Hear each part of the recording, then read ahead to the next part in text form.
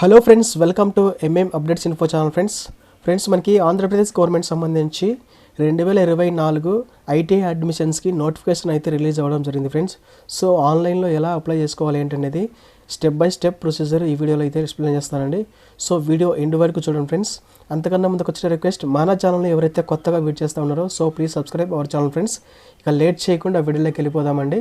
So మనకి ఈ ITI అనేది మనకి వైర్ మ్యాన్, ఫిట్టర్, తర్వాత మెకానికల్, తర్వాత రకరకాల మనకి ట్రేడ్స్ అయితే ఉంటాయండి.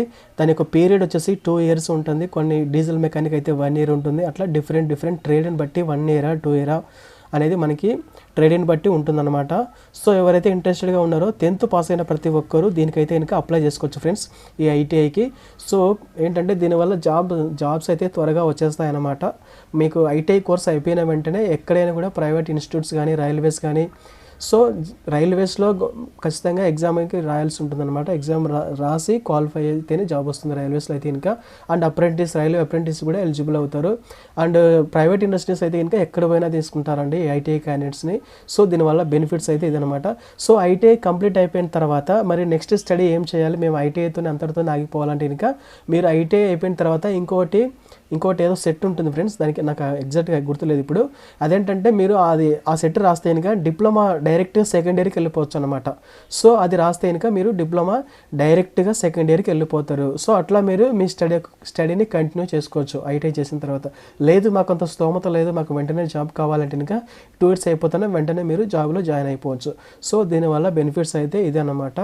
అండ్ ఎలా అప్లై చేసుకోవాల్సినది ఒకసారి చెక్ చేస్తానండి. సో క్రోమ్ ఓపెన్ చేసి ఇక్కడ ఐటీఐ అడ్మిషన్స్ AP.gov.in ఇక్కడ వచ్చింది కదా.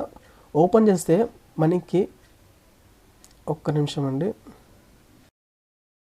ఫ్రెండ్స్, వెబ్సైట్ అయితే కనుక ఇక్కడ ఉంది కదా, ITIadmissions.ap.gov.in. సో మనకి క్రోమ్లో ఓపెన్ చేస్తే వెబ్సైట్ అయితే ఈ విధంగా ఓపెన్ అయిందనమాట. ఇక్కడ మనకి 2 steps అయితే కంప్లీట్ చేయవలసి ఉంటుంది అనమాట. ఫస్ట్ స్టెప్ వచ్చేసి మనము స్టూడెంట్ యొక్క రిజిస్ట్రేషన్ అవ్వాల్సి ఉంటుంది. రిజిస్ట్రేషన్ అయిపోయిన తర్వాత మీకు ఒక ఐడి వస్తుంది అనమాట. ఈ ఐడి ద్వారా మీరు అప్లికేషన్ అనేది ఫిల్ చేయవలసి ఉంటుందన్నమాట. సో ఫస్ట్ అయితే కనుక స్టూడెంట్ రిజిస్ట్రేషన్ అయితే చేసుకోవాల్సి ఉంటుందన్నమాట. సో ఒకసారి క్లిక్ చేద్దాము.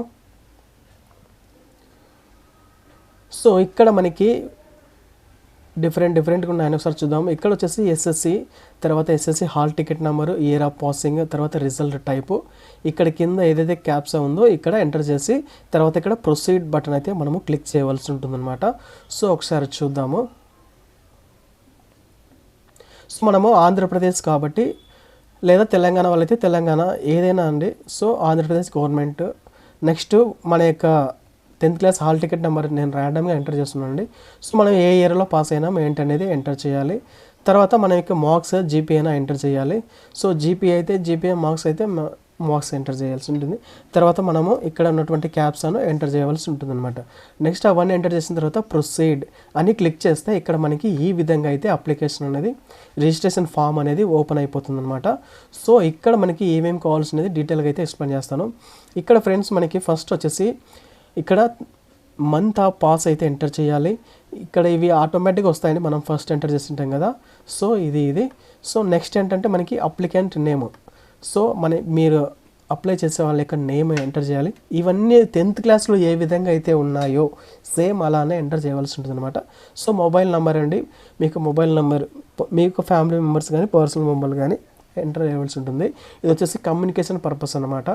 నెక్స్ట్ చెక్ చేస్తే ఇక్కడ డేట్ ఆఫ్ బర్త్, తర్వాత ఇక్కడ ఆధార్ కార్డ్ నెంబరు. నెక్స్ట్ చూస్తే ఇంకా జెండర్, మెయిలా ఫీమేలా, తర్వాత కేటగిరీ, ఏ కేటగిరీకి చెందినవారు, తర్వాత ఫాదర్ నేము, తర్వాత ఫిజికల్లీ ఛాలెంజ్డ్ పర్సన్, ఎస్ అయితే ఎస్, నో అయితే నో అనమాట. తర్వాత మదర్ నేమ్ ఎంటర్ చేయాలి. తర్వాత ఇక్కడ పీడబ్ల్యూడీ కేటగిరీ ఎస్ అని పెడితే ఇంకా మీరు దేంట్లో ఏ కేటగిరీకి చెందినవారు, ఫిజికల్లీ ఛాలెంజ్డ్ పర్సన్స్లో. నెక్స్ట్ వచ్చేసి ఏమైనా ఎక్సెసరీస్ ఏమన్నా, ఎస్ అయితే పెట్టాలి, నో అయితే నో అని పెట్టాలి. తర్వాత మీకు క్వాలిఫికేషన్ అంటే, తర్వాత అడ్రస్, మీకు చెందిన అడ్రస్ అయితే ఎంటర్ చేయాలి. తర్వాత లోకల్, నాన్ లోకల్, తర్వాత ఇక్కడ పిన్ కోడ్ నెంబర్, మీ ఏరియా పిన్ కోడ్, తర్వాత మీకు చెందిన ఈమెయిల్ అడ్రస్, తర్వాత ఇక్కడ ఎకనామికల్లీ వీకెండ్ సెక్షన్, ఎస్ అయితే ఎస్, నో అయితే నో పెట్టాల్సి ఉంటుందన్నమాట. అండ్ నెక్స్ట్ ఇక్కడ ఇంకా క్లిక్ చేస్తే ఇక్కడ లాంగ్వేజెస్ అయితే ఇచ్చాడండి. ఫస్ట్ లాంగ్వేజ్, సో ఇక్కడ మార్క్స్ అయితే ఎంటర్ చేయవలసి ఉంటుందన్నమాట. సో మీకు 10th క్లాస్లో వచ్చింటాయి కదా marks, first language, second language ఎన్ని సబ్జెక్టులలో ఉన్నాయో అన్ని సబ్జెక్ట్ మార్క్స్ ఇక్కడ టోటల్ మార్క్స్ అయితే వేయవలసి ఉంటుందన్నమాట. అండ్ నెక్స్ట్ చెక్ చేస్తే ఇక్కడ కింద మీకు ఫోటో అయితే ఇంకా అప్లోడ్ చేయవలసి ఉంటుందన్నమాట. ఇక్కడ చూస్ ఫైల్ మీద క్లిక్ చేస్తే ఫోటో అనేది మీకు సిస్టంలో ఆల్రెడీ ఉంటే కనుక, సిస్టంలో కానీ మొబైల్లో కానీ ఉంటే కనుక ఆల్రెడీ డైరెక్ట్ తీసేసుకుంటుంది అనమాట.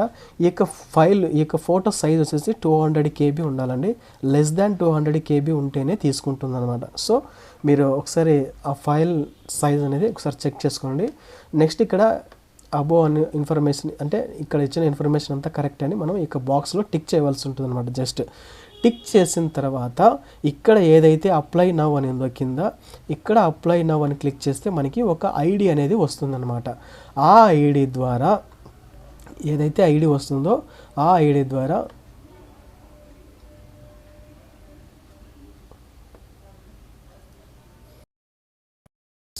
దాని నుంచి మనము ఇక్కడ applicant to apply for ITI. So ఇక్కడ మనం ఓపెన్ చేయాలి. ఇక్కడ మన యొక్క హాల్ టికెట్ నెంబర్ ఎంటర్ చేయాలి, మన డేట్ ఆఫ్ బర్త్ ఎంటర్ చేయాలి. ఇక్కడ చెప్పాను కదా ఇందాక రిజిస్ట్రేషన్ చేసుకుంటే ఐడి వస్తుందని, ఇక్కడైతే కనుక మనము ఐడి అనేది ఎంటర్ చేయవలసి ఉందన్నమాట. సో దీనికోసము మనము ఫస్ట్ అయితే కనుక స్టూడెంట్ రిజిస్ట్రేషన్ అయితే చేయాలి. సో ఇక్కడ ఏదైతే కింద క్యాప్స్ ఉందో దాన్ని మనం ఇక్కడ ఎంటర్ చేయాలి. నెక్స్ట్ సబ్మిట్ అని కొడితే కనుక మనకి నెక్స్ట్ వేరే ఫామ్ అనేది ఓపెన్ అవుతుంది. ఒకసారి అది కూడా చూద్దామండి. ఫస్ట్ రిజిస్ట్రేషన్ అయితే చేద్దాము. మనము రిజిస్ట్రేషన్ చేసుకునేటప్పుడు మనం మొత్తం కంప్లీట్గా డీటెయిల్స్ అన్ని ఎంటర్ చేసిన తర్వాత అప్లై నవ్ అని కొట్టిన తర్వాత మనకి సబ్మిట్ అని కొడితే ఇంకా మనకి ఈ విధంగా రిజిస్ట్రేషన్ ఐడి వస్తుంది. You have successfully registered and note your registration ID. So ఇక్కడ ఉంది కదా, ఈ రిజిస్ట్రేషన్ ఐడి మనము నోట్ చేసుకోవాల్సి ఉంటుంది. నెక్స్ట్ మనం ఎంటర్ చేయాలన్నమాట. So registration ID, date of birth, SSC hall ticket number. So ఇక్కడ మనం బ్యాక్ టు హోమ్ అని కొడితే మనకి నెక్స్ట్ బ్యాక్ టు హోమ్ వెళ్తుంది. తర్వాత నెక్స్ట్ సెకండ్ స్టేజ్ మనం వెళ్ళాల్సి ఉంటుంది అనమాట. సో మనకి ఈ విధంగా రిజిస్ట్రేషన్ ఐడి వచ్చిందంటే మనకు ఫస్ట్ స్టేజ్ కంప్లీట్ అయినట్టు అనమాట. నెక్స్ట్ సెకండ్ స్టేజ్కి వెళ్దాము. ఇక్కడ మనము రిజిస్ట్రేషన్ ఐడి ఎంటర్ చేయవలసి ఉంటుందన్నమాట. ఒకసారి చూద్దాము. సో ఫ్రెండ్స్, మన డీటెయిల్స్ అన్ని ఎంటర్ చేసిన తర్వాత ఇక్కడ hall ticket number, date of birth, registration ID, caps enter చేసిన తర్వాత ఇక్కడ సబ్మిట్ అని కొడితే మన యొక్క డీటెయిల్స్ అనేటివి మొత్తం ఓపెన్ అయిపోతాయి అన్నమాట. సో ఒకసారి చూద్దాము. మన డీటెయిల్స్ ఈ విధంగా ఓపెన్ అయిన తర్వాత ఇక్కడ మనము డిస్ట్రిక్ట్ నేమ్ అనేది ఇవ్వవలసి ఉంటుంది అనమాట. ఇక్కడ ఉంది కదా డిస్ట్రిక్ట్, సెలెక్ట్ డిస్ట్రిక్ట్ యాడ్ చేయవలసి ఉంటుంది అనమాట. సో ఒకసారి చూద్దాము. ఇక్కడ మనకి కొన్ని కాలేజెస్, ITI కాలేజెస్ డిస్ప్లే అవ్వడం జరుగుతుందన్నమాట. ఇందులో మనము ఏవి గవర్నమెంట్, ఏవి ప్రైవేటు ఒకసారి చెక్ చేసుకోండి. మీకు నియరెస్ట్గా ఎక్కడ మీ జిల్లాలో కానీ మీ మండలంలో కానీ మీకు నియరెస్ట్గా ఏ ఉంటే అక్కడైనా పెట్టుకోవచ్చు, లేదా మీకు స్టేట్లో ఎక్కడ ఇష్టం ఉన్నా అక్కడ పెట్టుకోవచ్చు అనమాట. సో లిస్ట్ అయితే ఇది అనమాట ఫ్రెండ్స్.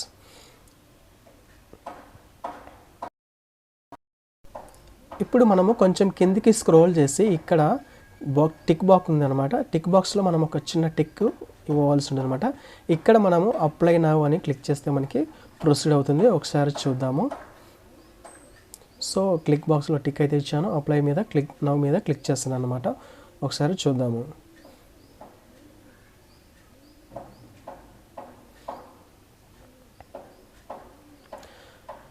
సో ఫ్రెండ్స్, మనకి ఈ విధంగా మనకి రావడం జరిగిందనమాట. You have successfully applied for ITI with registration ID 24003867. Click here to print out application. మనము ఈ యొక్క ఏదైతే కనుక మనం అప్లై చేసుకున్నామో సెకండ్ స్టేజ్ కంప్లీట్ అయిన తర్వాత ఇక్కడ మనము click here to print out application. ఈ అప్లికేషన్ అనేది ప్రింట్ తీసుకోవాలన్నమాట. ఈ ప్రింట్ తీసుకొని సంబంధిత డాక్యుమెంట్స్ అంటే స్టడీ సర్టిఫికేటు, TC, నెక్స్ట్ ఇంకా ఏదన్నా ఫొటోస్ కానీ, తర్వాత ఈ అప్లికేషన్ కానీ, 10th మార్క్స్ మెమో, ఇలాంటివన్నీ తీసుకొని సంబంధిత గవర్నమెంట్ ITI కాలేజ్ ఎక్కడైతే ఉందో అక్కడికి వెళ్ళి మీరు మీ యొక్క సర్టిఫికేట్స్ పరిశీలన అనేది, వెరిఫికేషన్ అనేది చేసుకోవాల్సి ఉంటుంది అనమాట. అప్పుడు మాత్రమే మీరు లిస్టులో ఉంటారనమాట. సో ఖచ్చితంగా ఈ స్టెప్ అయితే కంపల్సరీ చేయాలి ఫ్రెండ్స్.